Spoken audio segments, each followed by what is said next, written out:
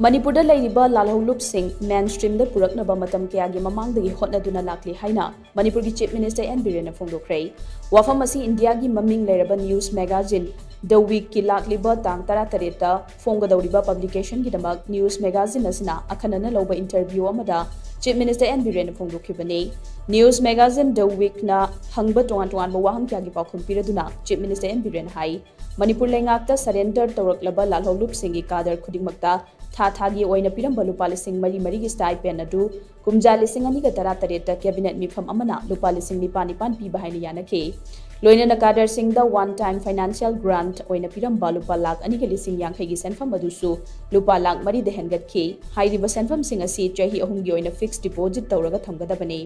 kumja lising ani ga tara nipan da inong noba surrender policy ama Manipur lengak na semkhibaga loina na chahi adumaktada Union government ka finalize tawraba matung chatnaba hokhi kumja lising ani ga kungani thogi February thada Manipur da laklamba Union Defense Minister Rajnath Singh na state as the Leiriba Lalhoulup Shing ga peace talk chathanaba sem saduna leiri haiba wafam su phongdoklamba leikhi handakta pambaina luchingba UNLF ka Government of India amadi Manipur lenga ka peace agreement ama khudiyek pinakibadu Prime Minister Narendra Modi gi honajamana mangphauna hanbangam khibane oirakliba fibam masina Manipur da leiriba tai topa Lalhoulup Shing su peace agreement ki maikai da khong thangjilakani haibagi chauna thajaba lei karigumba khongthang asina mai paklabadi Manipur amadi North East region da tangdu leitaba fibam ama soidana lakani haibasi mahaki thajabani haina Chief Minister and BIREN phongdokhi mahangna makhata na hai Manipur da tholiba irang asiga mangwainana